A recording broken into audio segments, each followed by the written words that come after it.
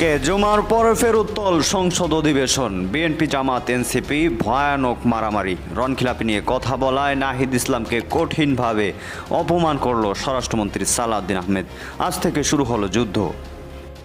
এখন যদি সংসদে এতগুলো ঋণ খেলাপি থাকে তাহলে এই সংসদকে তো সরাসরি যাচ্ছি প্রতিনিধি মাহফুজ নান্টুর কাছে। হ্যাঁ, আপনারা যেমনটা জানেন প্রতিদিনই সংসদে কিছু না কিছু ঘটতেছে, ঠিক আজকেও সংসদে ভয়ানক কাণ্ড ঘটেছে। নাহিদ ইসলাম এবং এনসিপি জামাত এনসিপি তারা বিএনপির বিরুদ্ধে কথা বলায়, বিএনপি নেতাকর্মীদের রণখিলাপি বলায় তাদেরকে কঠিনভাবে অপমান করা হয়েছে। রীতিমতো ধস্তাধস্তি মারামারির পর্যায়ে চলে গিয়েছে সংসদ, রীতিমতো যুদ্ধক্ষেত্র সৃষ্টি হয়ে। দর্শক, এতক্ষণ দেখছিলেন সংবাদের শিরোনাম, এবার আপনাদের একটু বিস্তারিত জানিয়ে দিই। দর্শক, এবার সংসদে এমন কিছু ঘটলো যেটা ঐতিহাসিকভাবে থেকে যাবে, যা সংসদ তৈরির পর থেকে আজ পর্যন্ত ঘটেনি, তা আজকে ঘটে গেল সংসদে। দর্শক, বিগত শেখ হাসিনার সময়ে সংসদ আমরা দেখেছি, তখনও কিন্তু বিরোধী দলের অনেক রাগী নেতা ছিল, তখন কিন্তু এই কাণ্ডগুলো আমরা দেখি নাই যে হাতাহাতির পর্যায়ে চলে যাবে। রীতিমতো আজকে নাহিদ ইসলাম তিনি রণখিলাপি নিয়ে কথা বলায় বলেছিলেন যে বিএনপির অধিকাংশ নেতাই বাংলাদেশের টাকা মেরেছে। সংসদে তিনি স্পষ্টভাবে বলেছে যে এই ঋণখেলাপির সংসদে আমরা আর কি পেতে পারি। তো এই কথা বলাই স্বরাষ্ট্রমন্ত্রী সালাউদ্দিন আহমেদ তাকে যেভাবে ধরেছে তা একেবারেই আমরা আগে পরে কল্পনা করতে পারিনি।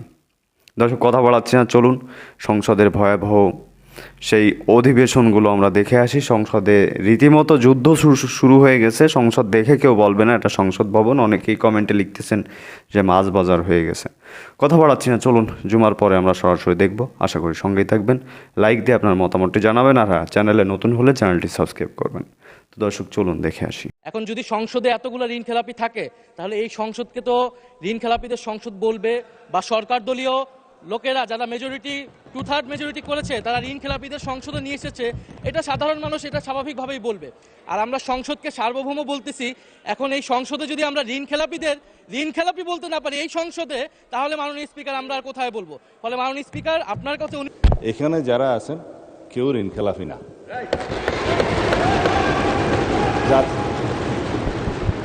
ঋণ খেলাপি হয়ে কে সংসদ নির্বাচন অংশগ্রহণ করতে পারে না, সেইখানে ঋণ খেলাপিদের সংসদ কি করে হয়? ধন্যবাদ মাননীয় স্পিকার। মাননীয় স্পিকার, আমি যে এই ব্যাপারে কথা বলতে চাচ্ছি এটা মনে সকলের বক্তব্য হওয়া উচিত। এই সংসদরা সকলেই বলেছেন প্রতিষ্ঠা লগ্ন থেকে যে এই সংসদটা একটা ব্যতিক্রমধর্মী সংসদ। অনেক আন্দোলন সংগ্রামের পরে ত্যাগের বিনিময়ে সর্বজন গ্রহণযোগ্য একটা অবাধ সুষ্ঠু নির্বাচনের মাধ্যমে এই সংসদ গঠিত হয়েছে। দেশে বিদেশে সম্মানিত হয়েছে, আমরা সম্মানিত হয়েছি, দেশবাসী সম্মানিত হয়েছে। বিগত অনেকগুলি বছর ভোটারবিহীন নির্বাচনের মাধ্যমে সংসদ কলুষিত করা হয়েছে। সেইখানে সংসদের মর্যাদা অন্য যে কোনো সংসদে হচ্ছে আমরা মনে করি অনেক উচ্চে। কিন্তু আমরা যখন বক্তব্য রাখি, দুঃখজনক হলো সত্য, হয়তো খেয়াল করি না, কিন্তু আমরা অনেকেই অবচেতন মনে হোক সচেতন মনে হোক এমন কিছু কথাই সংসদ উচ্চারণ করি যা আমাদের ভাবমূর্তি ক্ষুণ্ণ করে, আমাদের বিতর্কিত করে, মর্যাদাকে খাটো করে। আজকের বক্তব্য চলাকালীন মাননীয় সংসদ সদস্য জিনায়দ চায়ের আবু তাহের উনি এক জায়গায় বলেছেন দাঁড়িয়ে যে ঋণ খেলাপিদের এই সংসদে দাঁড়িয়ে কথা বলতে। এই যে ঋণ খেলাপিদের এই সংসদ, এই শব্দ কোথা থেকে পেলেন? মাননীয় সদস্য একটু সময় দিবেন। না, এটা জিনাইদা চার বলেননি, আমি যতটুকু শুনতে পেরেছি এটা রুমিন ফারহানা বলেছিলেন। ঋণ খেলাপিদের এই সংসদে দাঁড়িয়ে বলতে জিনাইদা চার না, আপনি বোধহয় ভুল করছেন, রুমিন ফারহানা বলেছিলেন। কিন্তু কথাটা সকলের, যেই বলুক এই কথাটার প্রেক্ষিতে বলছি। একটা কথা আছে বাংলা ভাষায় মাননীয় স্পিকার, যে বেড়ায় যদি ক্ষেত খায় সেই ক্ষেত টিকানো যায় না। বেড়ায় যদি ক্ষেত খায় সেই ক্ষেত জমিন টিকানো যায় না। এইখানে নির্বাচিত হয়ে নিজের মর্যাদা নিজে হানি করার জন্য, ভুলুণ্ঠিত করার জন্য আমরা যদি আত্মঘাতী সমালোচকের আত্মঘাতী কথা বলি, ঋণ খেলাপি হয়ে কে সংসদ নির্বাচন অংশগ্রহণ করতে পারে না, সেইখানে ঋণ খেলাপিদের সংসদ কী করে হয়? আমি অনুরোধ করব আপনি এই শব্দটি এখান থেকে এক্সপান্স করেন, এবং ভবিষ্যতে আমরা যদি বক্তব্য রাখি নিজেদের মান সম্মান হানি এমন কথা যেন অতি উৎসাহীকে না বলি, এই জন্য সকলের প্রতি বিনয়ের সাথে অনুরোধ করছি। আসসালামু আলাইকুম। জি মাননীয়, এটা তো ব্যাখ্যার মধ্যে আমরা যাচ্ছি না। মাননীয় সদস্য উনি পয়েন্ট একটু বলি, আপনি শুনেন দয়া করে। আপনি বসেন please, take your seat please, thank you. জনাব ফজলুল হক মিলন সাহেব একটা পয়েন্ট রেজ করেছেন, সেই পয়েন্টটা আমরা পরীক্ষা নিরীক্ষা করে দেখব। যদি আপনার বক্তব্যে সেটা প্রতিফলিত হয়ে থাকে সেই অংশটা আমরা বিচার বিশ্লেষণ করে এক্সপান্স হওয়ার মতো হলে এক্সপান্স করব। অসংখ্য ধন্যবাদ। ফজলুল হক মিলন সাহেব, আপনাকে অসংখ্য ধন্যবাদ। আমরা আগে দেখে নেই, আমরা তো এখন এই মুহূর্তে কোনো সিদ্ধান্ত নিচ্ছি না।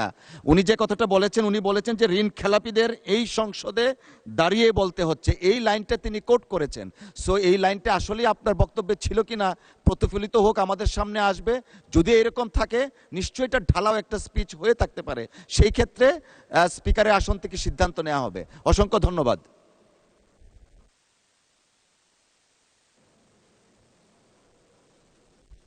আবার আমাদের তো সময়ও কম, মাননীয় চিফ হুইপ। জি, 1 মিনিট দেওয়া হলো আপনাকে, বলেন। মাননীয় স্পিকার, এখানে কিন্তু আমরা নির্বাচনের আগেও ঋণ খেলাপিদের বিরুদ্ধে কথা বলেছি, ঋণ খেলাপিদের নমিনেশন দেওয়া হয়েছে। নির্বাচনের পরেও আমি আমার প্রথম অধিবেশনের বক্তব্য এইখানে মাননীয় অনেক সম্মানিত সংসদ সদস্য তাদের কত কত ঋণ খেলাপি রয়েছে সেই সংখ্যা আমি উল্লেখ করি। এখন এই সংসদে যদি আমরা ঋণ খেলাপি বলতে না পারি এই সংসদে, তাহলে মাননীয় স্পিকার আমরা আর কোথায় বলবো? ফলে মাননীয় স্পিকার, আপনার কাছে অনুরোধ থাকবে যে যদি এই ধরনের শব্দ বলা হয়েও থাকে সেটা আসলে এক্সপান্ড হওয়ার মতো কোনো বক্তব্য নয়, বরং যারা ঋণ ধন্যবাদ মাননীয় চিফ হুইপ। মাননীয় স্বরাষ্ট্রমন্ত্রী মহোদয় কিছু বলতে চাচ্ছিলেন। জি জি, মাননীয় ধন্যবাদ, স্বরাষ্ট্রমন্ত্রী, আপনি আপনার কথা 2 মিনিটের মধ্যে শেষ করবেন দয়া করে। তার চাইতেও কম লাগবে স্পিকার। দাঁড়াতে চাচ্ছিলাম না। এই মহান জাতীয় সংসদকে, আমরা জাতীয় সংসদের সকল সংসদ সদস্যদেরকে সম্মান প্রদর্শন করা আমাদের উচিত। আমি শুধু ইন্টারপ্রিটেশনটা দেব, কে কি বলেছেন সেটাতে যাব না। এখানে যারা আছেন কেউ ঋণ খেলাফি না। নির্বাচনে আইন, রিপ্রেজেন্টেশন অফ পিপুলস অর্ডার এবং অন্যান্য বিধিমালায় অনুসারে যারা ঋণখেলাপি আদালত কর্তৃক সাব্যস্ত হবে, ঘোষিত হবে, তারা দে আর ডিসকোয়ালিফাইড, তারা এমপি হিসেবে নমিনেশন দিতে পারবে না, অবৈধ। নির্বাচিত হয়ে এসছে তার মানে ঋণগ্রস্ত হতে পারে, নট ঋণ খেলাপি। এখন যদি এখানে কেউ ক্লেম করে যে এই সংসদের ঋণগ্রস্ত ঋণ খেলাপিদেরকে নমিনেশন দেওয়া হয়েছে, এটা কোনো লিগ্যাল ইন্টারপ্রিটেশনের ঠিকানা। যাদেরকে নমিনেশন দেওয়া হয়েছে তাদের মধ্যে কারো কারো বিরুদ্ধে ব্যাংকের মামলা ছিল, অন্যান্য প্রাইভেট পক্ষের মামলা ছিল, সেগুলো ডিসপোজড অফ হয়ে গেছে ইন দ্য হাইকোর্ট। যখন হাইকোর্ট সুপ্রিম কোর্ট থেকে সেটা ডিসপোজড অফ হয়ে যায় এবং তাকে লেজিটিমেট ক্যান্ডিডেট হিসেবে ডিক্লেয়ার করা হয়, সে আর ঋণখেলাপি নয়। এবং তারা নেভালের কথাও বলি, যেটা আমাদের সামুদ্রিক লাইফলাইন বলে আমাদের বঙ্গোপসাগর, সেখানে মাত্র সেই 1980 সালের দুইটা সাবমেরিন আছে, আর অল্প কিছু ফ্রিগেট আছে। এই সক্ষমতা দিয়ে আমাদের সমুদ্র বন্দরগুলো রক্ষা করার জন্য স্পিকার, এই আজাদি ভূমিকে রক্ষা করার জন্য বাংলার হিন্দু, মুসলিম, বৌদ্ধ, খ্রিস্টান যদি এক বেলা না খেয়েও থাকতে হয়, আমাদের এই স্বাধীনতা সার্বভৌমত্ব রক্ষার জন্য আমাদেরকে বাজেট বেশি করে দিয়ে মানুষ আমাদের স্বাধীনতা রক্ষা করতে পারে। স্পিকার, এই পর্যায়ে আলোচনায় অংশগ্রহণ করবেন কুড়িগ্রাম 2 আসন থেকে নির্বাচিত মাননীয় সদস্য জনাব আতিকুর রহমান মুজাহিদ। জনাব আতিকুর রহমান মুজাহিদ, আপনার সময় 5 মিনিট। ধন্যবাদ আপনাকে। শুনেছিলাম। বিসমিল্লাহির রহমানির রহিম, ইয়াকা না'বুদু ওয়া ইয়াকা নাস্তাঈন। মাননীয় স্পিকার, আপনাকে অসংখ্য ধন্যবাদ। একজন বিরোধী দলের দায়িত্বশীল সদস্য হিসেবে আমি মনে করি সরকারের সমালোচনার পাশাপাশি সরকারকে বিকল্প পথ দেখিয়ে দেওয়া আমার দায়িত্ব। সেই অ্যাসপেক্ট থেকে এই বাজেট নিয়ে কিছু কথাবার্তা বলতে চাই। মাননীয় স্পিকার, এই বাজেট নিয়ে তো অনেক কথা হলো। বাজেটের একটা ভালো সাইড, খারাপ সাইড বলতে গেলেও বলতে হয় বাজেটটা একটা বড় ঘাটতির বাজেট, এটা তো স্বীকার করতে হবে। অনেকে এটাকে নিন্দুকেরা বলে এটা একটা সাদা হস্তির বাজেট হয়েছে। মাননীয় স্পিকার, আমি মুদ্রা কয়েকটা পয়েন্টের কথা বলতে চাই। তার 1 নম্বর পয়েন্ট হচ্ছে আমাদের প্রতিরক্ষা খাত। মাননীয় স্পিকার, প্রতিরক্ষা খাতে যে বাজেটটা দেওয়া হয়েছে, আমি তা শুরু করার আগে আমাদের সম্মানিত স্পিকার সাহেব, উনি যেহেতু একজন বীর মুক্তিযোদ্ধা ছিলেন, ওনার সামনে হয়তো বলতে পারলে ভালো হইতো। শুধু এইটুকু বলি, এটা আমার একটা ধৃষ্টতা যে ওনার মতো একজন ব্যক্তির সামনে কথা বলতে পারতাম।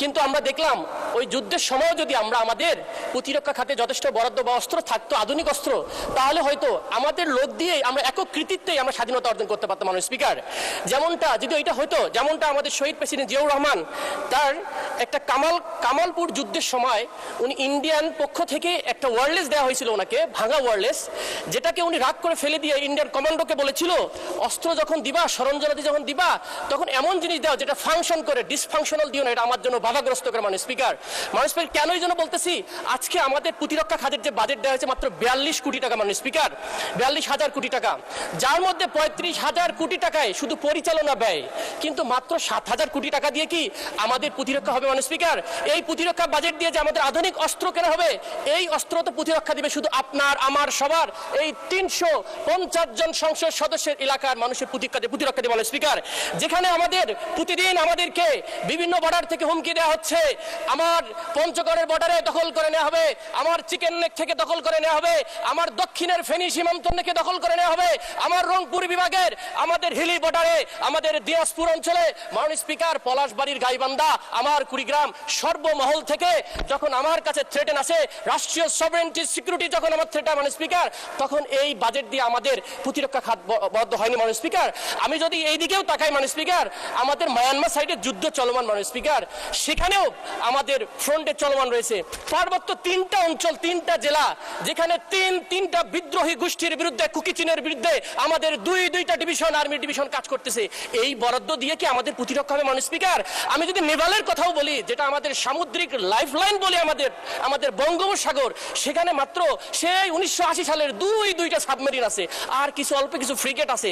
এই সক্ষমতা দিয়ে কি আমাদের সমুদ্র বন্দরগুলো রক্ষা করা যাবে? মানে স্পিকার, সেখানে আমাদের দরকার 1 ডজনের অধিক ফ্রিগেট, কবচ, যত প্রকার আধুনিক সরঞ্জাম, সেগুলো নাই। মানে স্পিকার, এই 7,000 কোটি টাকা দিয়ে সে উন্নয়ন করা সম্ভব? মানে স্পিকার, আমি যদি আমাদের আকাশ প্রতিরক্ষার কথা বলি, সেই চৈনিক বিমান 1960 সালের একটা ডিজাইনের আমরা শুধুমাত্র একটা বিমান দেখতে পারি, এটা F7 দেখতে পারি এবং মিগ 29 দেখতে পারি, সেখানে আধুনিকরণ নেই। মানে স্পিকার, আপনার যদি বাজেটের দিক দিয়ে তাকাই, পৃথিবীর অন্যান্য দেশের, ইন্ডিয়াতেও তার জিডিপি 2.5% দেয়, আপনার মায়ানমার জিডিপি 3.5% দেয়, পৃথিবীর অ্যাভারেজের আমরা দেখি 2.2% হচ্ছে বাজেট সামরিক খাতে, প্রতিরক্ষা খাতে আমাদের সেদিকে নেই। মানে স্পিকার, আমরা এই কথাটা বলতে চাই, এই আজাদি ভূমিকে রক্ষা করার জন্য বাংলার হিন্দু, মুসলিম, বৌদ্ধ, খ্রিস্টান যদি এক বেলা না খেয়েও থাকতে হয়, আমাদের এই স্বাধীনতা সার্বভৌমত্ব রক্ষার জন্য আমাদেরকে বাজেট বেশি করে দিয়ে মানুষ আমাদের স্বাধীনতা রক্ষা করতে। মানে স্পিকার, আমাকে একটু সময় বাড়িয়ে দিতে হবে, আমার কিছু কথা আছে। মানে স্পিকার, কেন বলতেছি, কারণ প্রতিনিয়তই আমাদেরকে,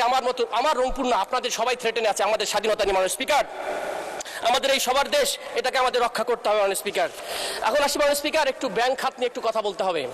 আমাদের ব্যাংকিং সেক্টরে, আমার অর্থমন্ত্রী এখানে আছেন, আমি খুবই আশাবাদী হতাম যদি 32% ঋণ খেলাপি থেকে 10% আনার জন্য একটা রূপরেখা দিতেন। উনি কোনো ধরনের রূপরেখা দেয় না, যেটা আমাকে হতাশ করেছে। মানে স্পিকার, শুধু কি তাই, উনি নিজেই বক্তব্যে বললেন আমাদের ব্যাংকিং বেস, ইকোনমিক সিস্টেমটাকে চেঞ্জ করে ক্যাপিটাল মার্কেট বেজে যাওয়া উচিত। খুবই ভালো কথা, কিন্তু একটা বড় বান্ধনী, একটা ব্যারিকেড দেওয়া হলো। কি ব্যারিকেড?